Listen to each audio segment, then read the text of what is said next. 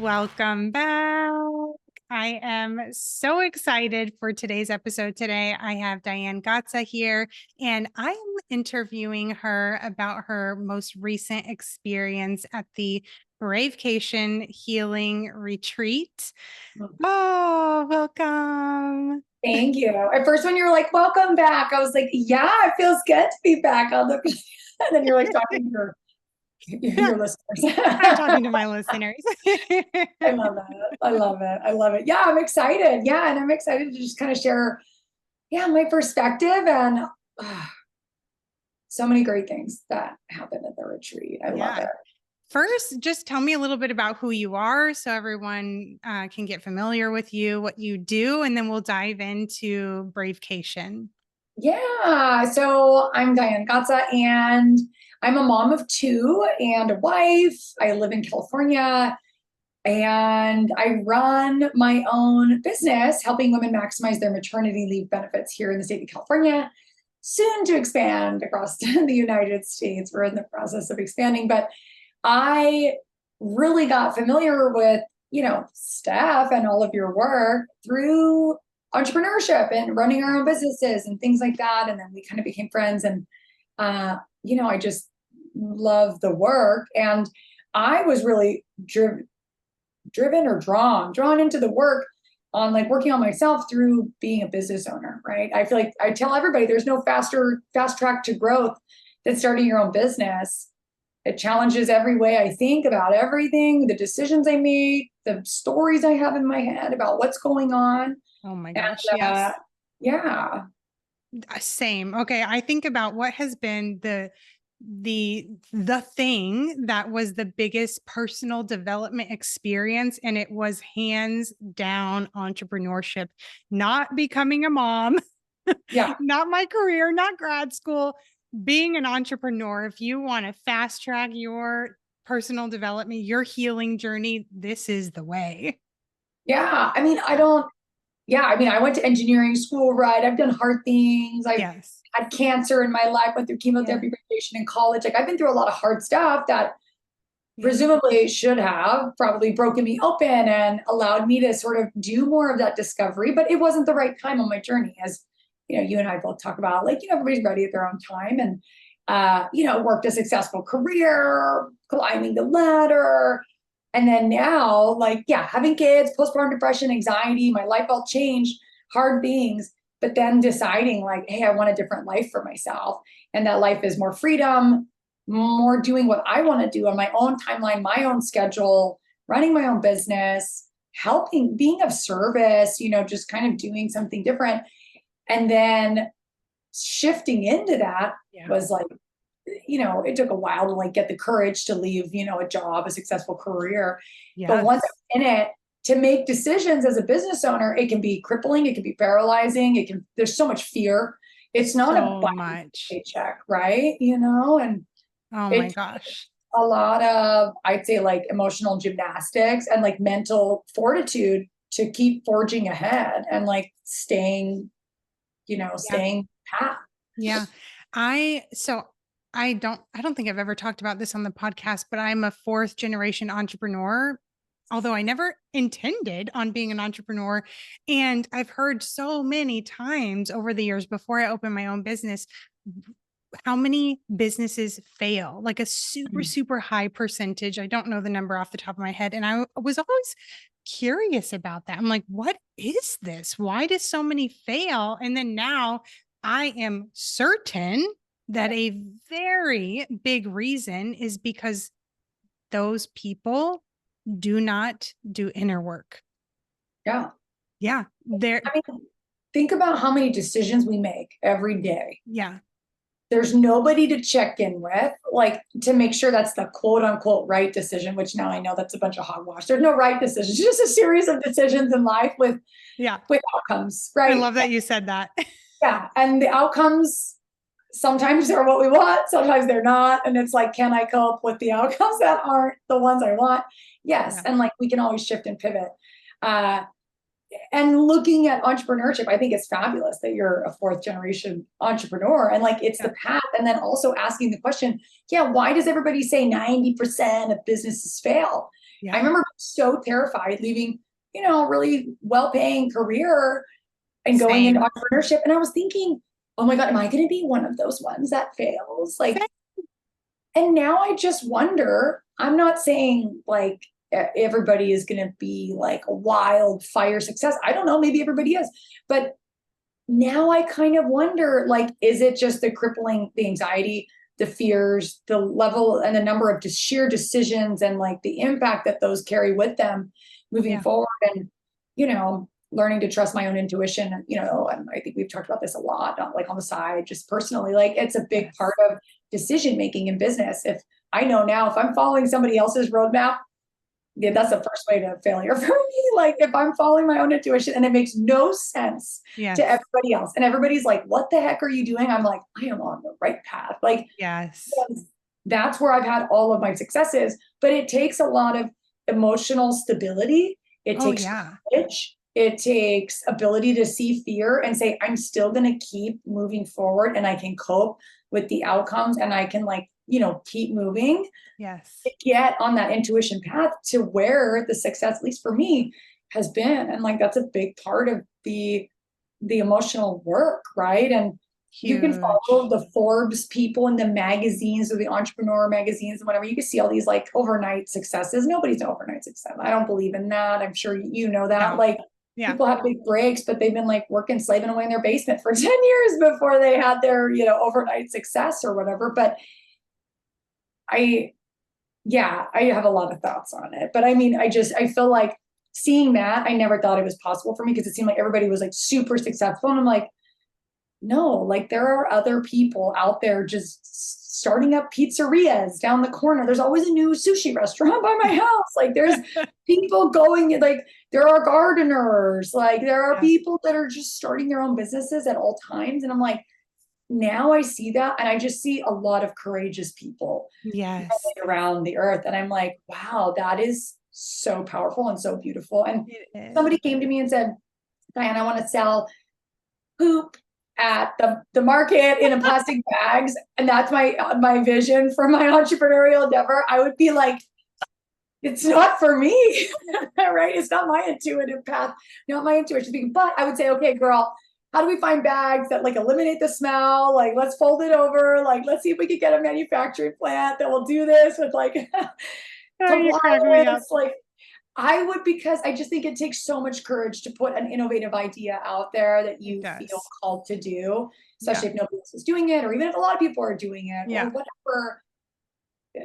Only we can do what we're here to do in this lifetime, our own way, our own unique way. And I think it takes a lot of courage to step out and say, I'm going to do it my way. I want to do this thing.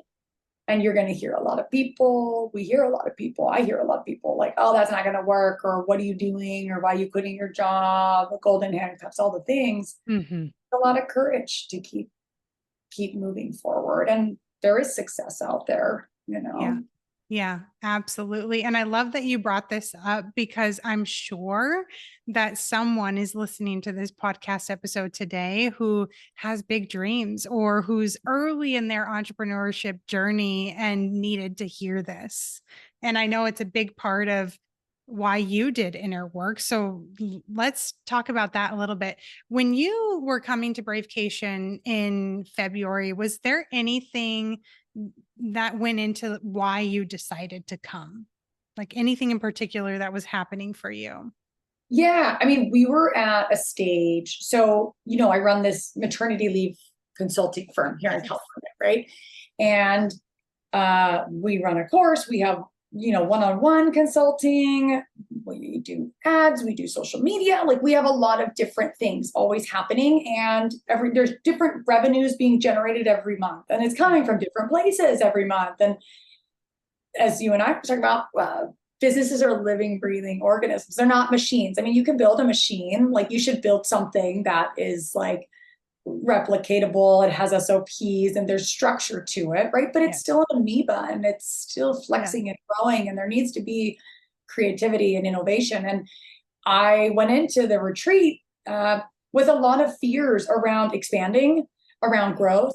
I had like a deep-seated fear that somebody was going to come and like unseat me from what I'm doing and like steal my business, and I'm going to be on the street. But not even I'm going to be on the street. That was not my fear. My fear was that I'd have to go back and work for somebody again. Right. Yes. Like yes. that was my big fear, that I'd have to go back to corporate land and work for somebody again. And that I would never have another idea, that like God would never give me another idea to be successful with. So I had these fears, and sometimes those fears would prevent me from showing up on my social media, from talking about what I do, from like making offers to people, to like putting myself out there and being willing to keep expanding. Because as we expand, at least for myself as a business owner, the more I expand, the more I put myself out there, the more you are soliciting feedback.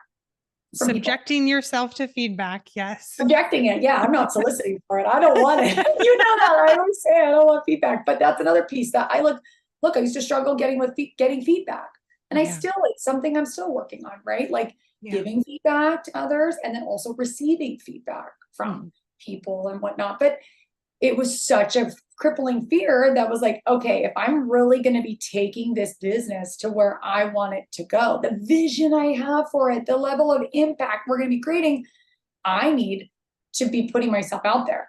And if I'm not okay receiving feedback from random faceless strangers, or if I'm afraid of somebody saying something negative to me, or if I'm like afraid that somebody's going to be like, oh, I like what this lady's doing, and I'm just going to like try to steal her whole idea, and like, you know, somehow I'm going to not have a company anymore that I run, then I'm not going to put myself out there, right? I could easily justify it on a subconscious level to not grow because it's not safe. It didn't feel safe. So I went into the retreat with a lot of this, and we were already successful. The business was profitable. We were making money. And we were also at this precipice in our lives with my family with, is my husband going to leave his job? And we had thought he was going to leave in like January of this year. And then I got cold feet. I pulled the plug on it. I was like, we can't, like my husband was ready to go. He had like a letter drafted. We had a date. I can't, I freaked out. I was like, I can't, no, it's not safe. And then, you know, I went into the retreat this year, and I feel like a lot of the pieces that came up for me were around safety in the business. And then when I left the retreat, the first thing we did when I got back, like the next day, we're like laying in bed after the kids went to sleep, and I was like, it's time, like it's safe. You can leave, you know? And he was like, and nothing changed. Nothing but changed. You. Exactly. Like the internal state of where I was making that decision from finally felt at peace. I felt safe. I felt like the stories and the anxiety and the fears, like they were still there, but I could now see them for what they were, and they weren't driving the decision anymore. And so now the decision was coming from the place of peace, the place of intuition, the place of knowing this is our path. And being able to like step into it. And then, I mean, the retreat was the end of February. Then he put in his notice March like 15th, like a month, like 4 weeks later, we got his date. And then now he left his job on April 5th. That was his last day in the office. Oh, so exciting. I'm so proud of you, by the way. Thank you. And, you know, this happens a lot for people where so many fears come up, so much anxiety. And then sometimes people feel like, well, I should like be analyzing this, and I should be weighing pros and cons, and I, you know, should really be thinking this through. But the thing is that when we're operating from fear, our prefrontal cortex, or the part of our brain that does the higher level thinking, the creative, the innovative, all of that is in freaking Tahiti. It is not present. And then, I mean, I know I'm preaching to the choir, but like, are you going to make a good decision when operating from fear? No. And so much of this work is, and this might sound weird to people listening, or maybe you'll resonate with this. It's changing your relationship with fear. It's not like, well, in order to act, in order to move, in order to, for you, Diane, for my husband to leave, I just can't be afraid at all. You said it's still there. I'm just looking at it differently. I'm relating to it differently. So tell me, was there anything that happened at the retreat that like, I don't know if there were any moments in particular where you're like, "Ooh, that like really shifted something for me." Yeah, there were several. And I remember one specifically, just doing like a visualization that you ran for all of us, and understanding one of the big fears I had in my business was that I needed to be so success. I needed to win. What does that even mean? Right? Like, Right. what does that even mean? Yeah. Like, that means like I just remember having this visualization of me as a small child and like reaching up for a trophy, like trying to get out of like this like weird cesspooly water. And by the way, I have very like expressive Vivid. Yeah. visualizations. Yeah, for everybody listening. And I was like in this weird, gross water, and I was like trying to reach up and grab this trophy, almost like the trophy was going to save me from having to sit in the whatever this murky water was, this discomfort, and sitting maybe with myself, a lot of other things, that success, winning, is going to like save me. And it just felt like I let go of the trophy. I remember, and I like just sat in this cesspooly water, and I remember just feeling like there was like a bubble around me, like it's safe to be in it, it's safe to sit in it. And I remember thinking, so much of my life is like, I don't want to feel the fear, I don't want to feel the anxiety, I don't want to feel the shame, I don't want to feel the guilt, I don't want to think about that. Can't I just feel better? Can't I just move to a better state? Like, can't we just just move on and like forget about that, whatever? And in that moment, I remember being like, it's safe to be in it. And it doesn't have to like permeate me. Like, I can be in it and I can witness it from inside of this bubble, like a clear bubble. I was like, oh, okay, there's all this stuff floating around me, whatever, but it's not touching me. It's not like getting into my skin through osmosis or whatever. It's like, I can sit in it and it's safe. And I think for me, being able to correlate that to where I was at with the business and like the decisions we were making is like, yeah, I can see the fear through the bubble. I can see the anxiety through the bubble. I can see all the other things, the decisions through the bubble, but I'm still safe here. Still safe. Yes. Yeah. And to your point about like all these, your brain being out in Tahiti, the part that makes like reasonable decisions, like being able to bring that back and being able to like, okay, be able to see the fears and the anxieties for what they are, and the stories that I was saying, because it's not even just the fear. The fear would like tell me all these stories, all these horrible things are going to happen. Oh yeah. That's what I was making decisions on, was the story that the fear was telling me. And which was not real and is not real. And I just want to insert here, everyone's brain does that constantly. You are never responding to what is happening. You are always responding to the story that your brain made up or to the meaning that you're putting on it, because your brain does that automatically. And so getting in touch with, what meaning am I putting on this? What story am I making up about this, is really, really freeing and powerful and empowering so that you can choose differently. Yeah. And also to winning, like for me, like what was that? What was winning? Like what's winning in business? And like now I'm kind of at this place, and we talked about it, like what is enough? Like at what point's enough? And like right now I'm at enough. Yes. In terms of dollar amount, like to support my family, and it feels good. Like we have a beautiful life.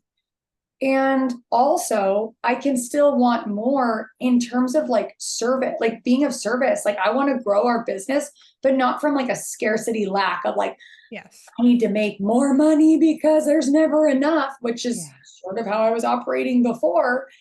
But now it's like, no, I want to grow nationwide because there are women we can help. There are people that need this information. I could have used you. I want you, and I'm not even pregnant. I'm like, I want your maternity leave. Yeah, I mean, just sitting there and helping women understand their employer like their benefits, and like, what is the value of this? And it's so much legal jargon, it's so much insurance jargon. It's just, it doesn't make sense to most folks. And I can sit down and read something, and in 30 seconds, I'm like, okay, you're going to get this much pay and this much time off, and this is how you extend it, and this is how it works, and this is the doctor's note, and you're going to need this and that.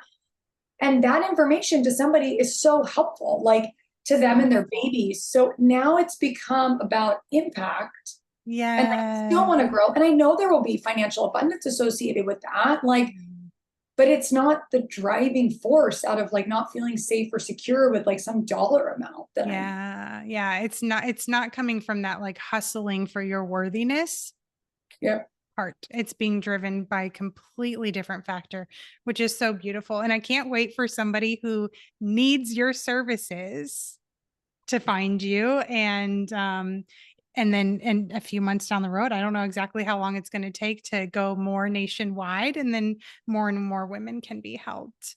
So yeah, so beautiful. Now, okay, that was really helpful to know about the retreat and to share.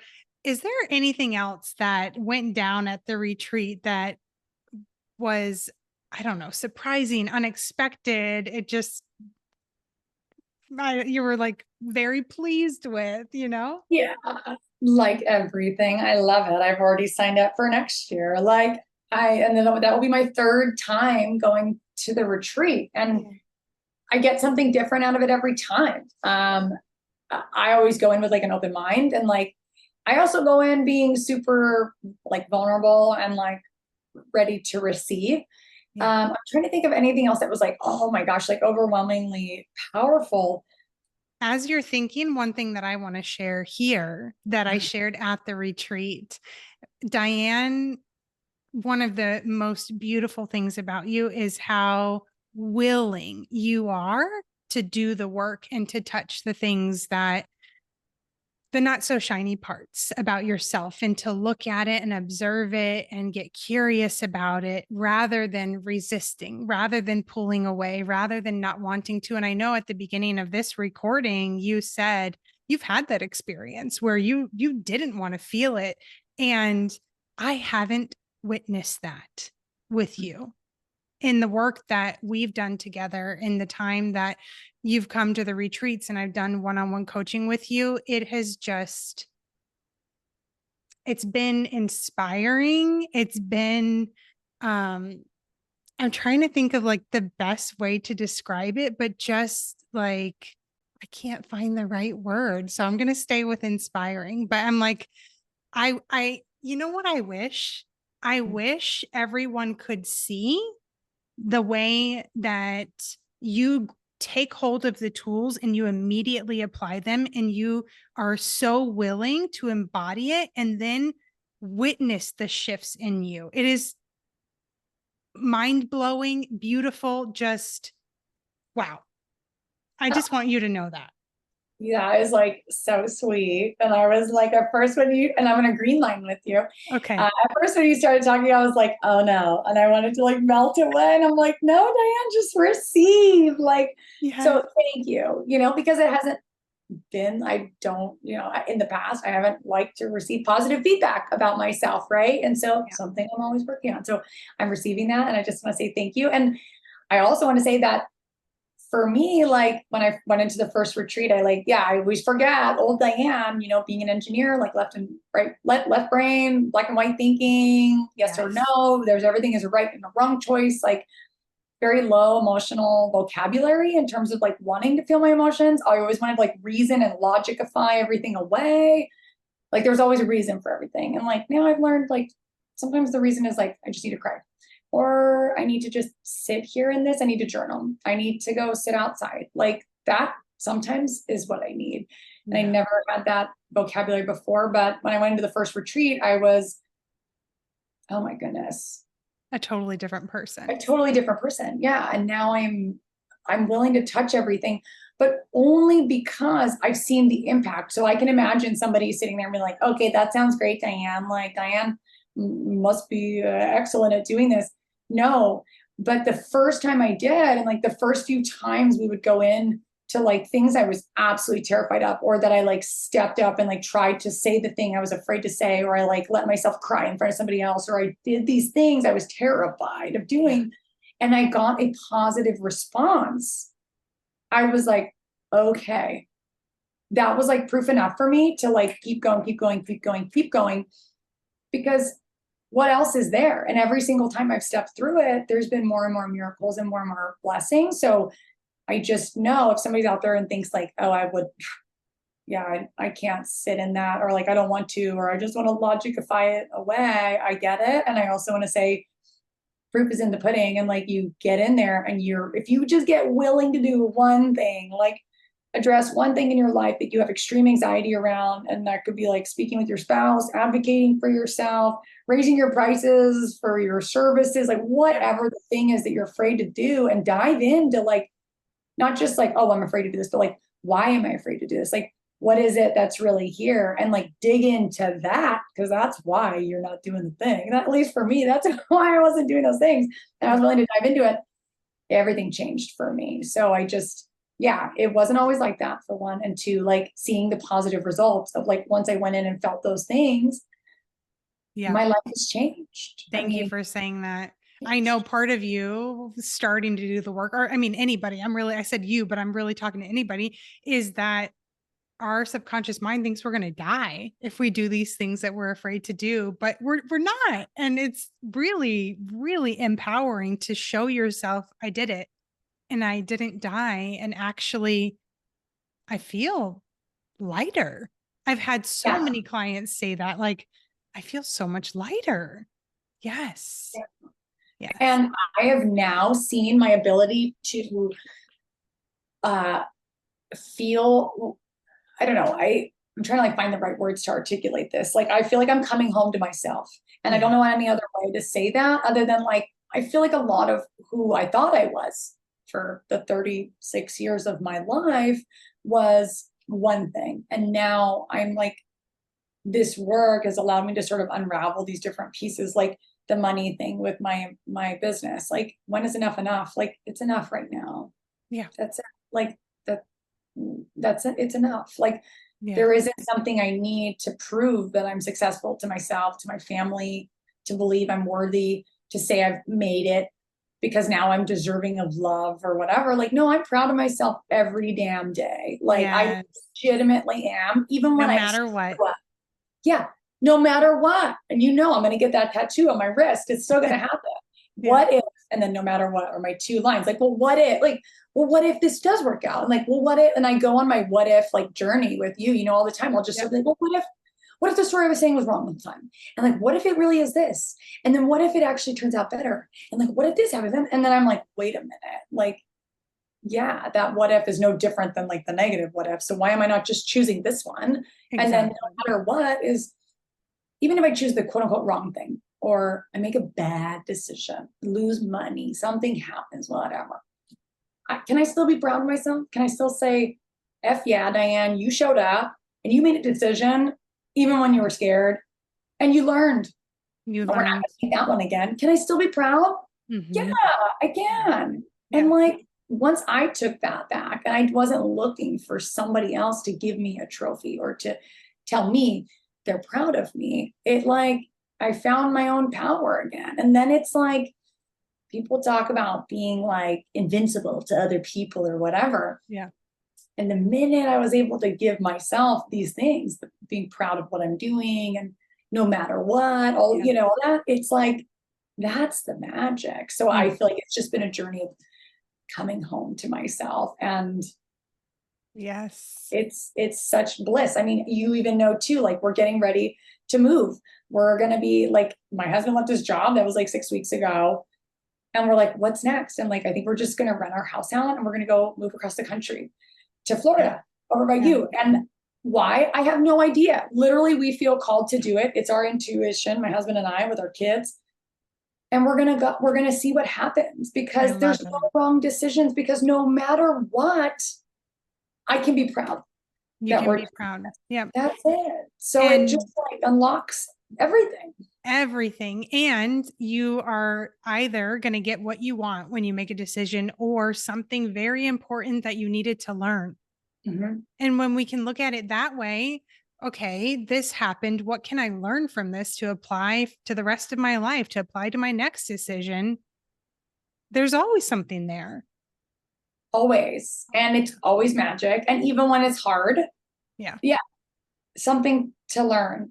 Like, hard things happen to me all the time in my business. Hard decisions. All the time. Unfortunate things like, oh, well, that was an expense I wasn't planning for. Well, that wasn't ideal. Okay, what is this? How is this showing me like how to grow?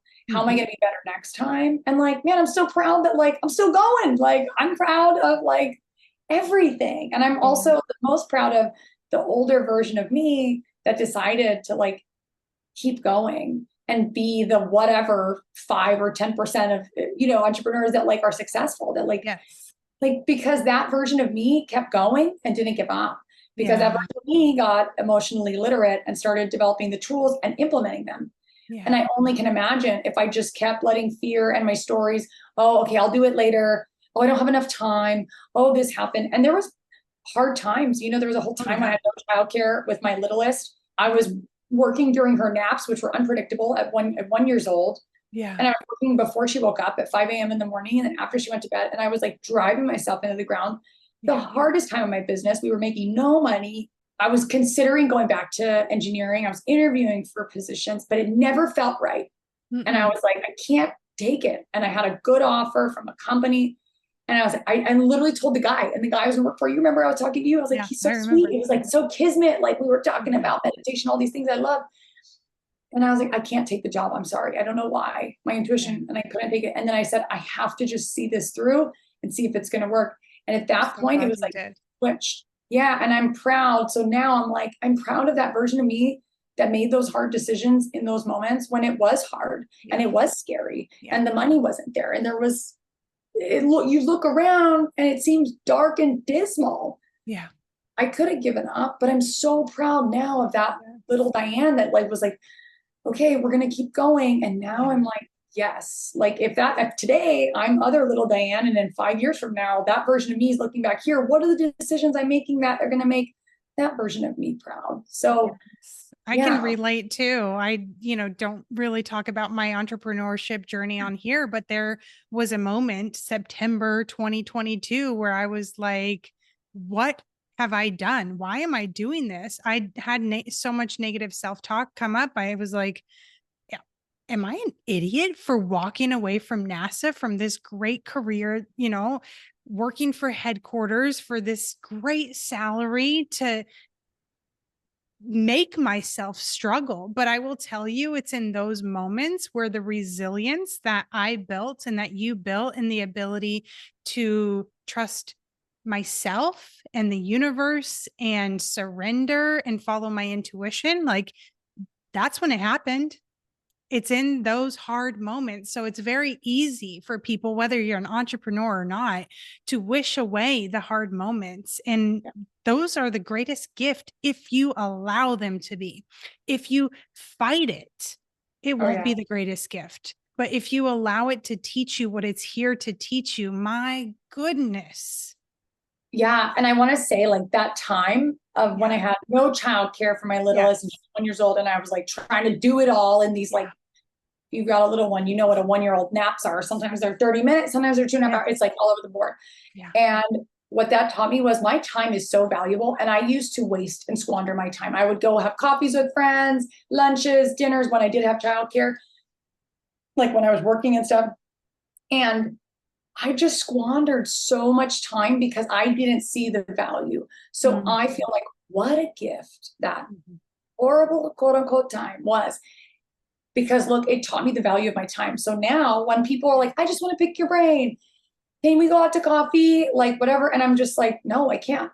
No, because I prioritize. I know what my priorities are. I know where I need to be spending my time, where I used to just be like frivolously giving it up. So yes, it was a hard thing, but it was the lesson I need to learn in the way I needed to learn it. Yeah. And I'm proud I went through it. And now I'm like, much more equipped to be able to like say no to different things. So this next venture of ours, like moving across the country from California to Florida and doing whatever. Yeah. I just know it's either going to be lessons and blessing. It's all of it, you know?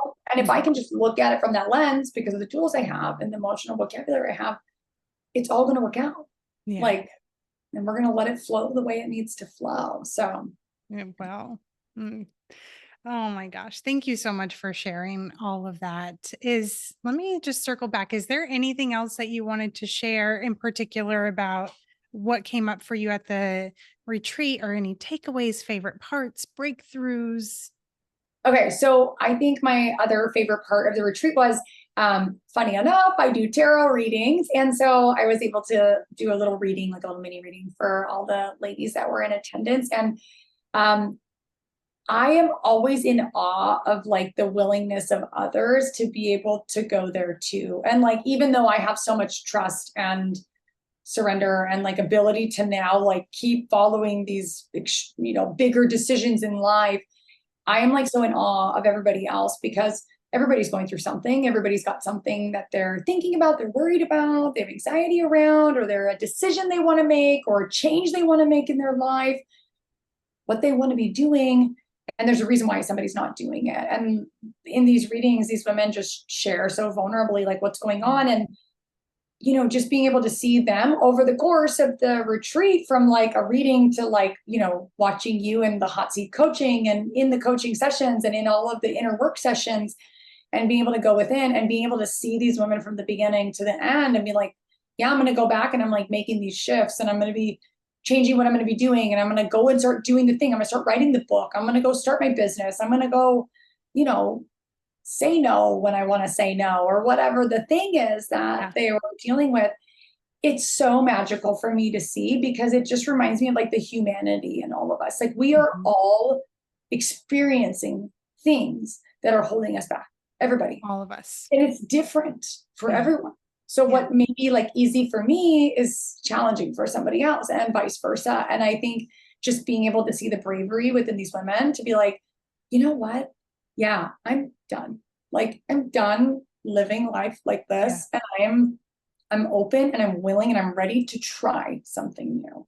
You know, and I'm willing to try seeing it differently is magical for me to see, because it's inspiring. It is. To just see everybody from all walks of life dealing with different things move forward in a new way. And it inspires me to just keep doing my own thing. And so, yeah, that was probably the other powerful moment. And then just connecting with these ladies too afterwards, who reach out to me and like tell me, oh my goodness, send me Instagram DMs like, look at what I'm doing. Remember when you told me in the reading? And I'm like, no, I don't, but like, tell me what, you know, and they're like excited about this. Taking steps to, you know, somebody's writing a book. Like, I think it's magical. And it's, yes, it is. Yeah. I loved, because I had no idea what was said in the tarot card readings. And then later I would be doing the hot seat coaching, and similar messages would come from me to them. And they're like, later I would find out from the attendees, like, oh my gosh, I received this from the tarot card reading, and then you added this piece. And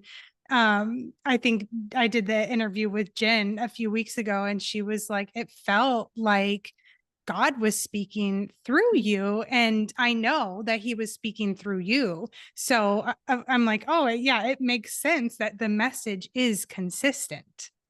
Yeah, totally. And just seeing like the humanity in everybody of realizing we're all being communicated with, we're all on our paths, and like those of us that are willing to like step into it.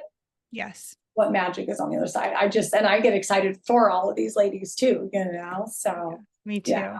Okay. Before we end for today, is there anything that you would want to tell somebody if they were thinking about coming to the retreat, but they were on the fence, or they weren't sure if it was for them? Anything you would want to tell them? I would just say, just do it. But I think that sounds like super cheesy and like cheese balling, but I'd say if it feels scary, like it's something you should explore looking into. Or if you're like checking it out and you're like, oh, that's interesting, like explore it and see. They're like, it's interesting to you because there's something there for you, and be willing to explore and see, and like kind of be brave and like look within and like, why am I being drawn into this thing? And ask yourself like, okay, if I could make a few changes in my life and like be a different person when I come out, and be more of who I want to be with my kids, with my business, with my partner, at my job, with my parents, with whatever, out in the community, if I can be more of an advocate for myself, if I can step through these things, like what's that worth to me? What's that value to me in my life? And yeah, I would just ask anybody who's like curious about it to really explore what might be there for them, because if you're thinking about it, you're drawn into it for a reason. I agree. Thank you. All right. So where can people find you if they want to connect with you? Oh yeah. If anyone wants to connect with me, I'm at California Maternity Leave right now on Instagram, and just send me a DM. I answer all my own messages. So I'd love to connect with anybody on there. And I'll link it in the show notes so that you can just click it and don't have to worry about typing it in. Yeah. Thank you so much for coming on today, Diane. Thank you for having me. I'm glad I got to be back. Me too.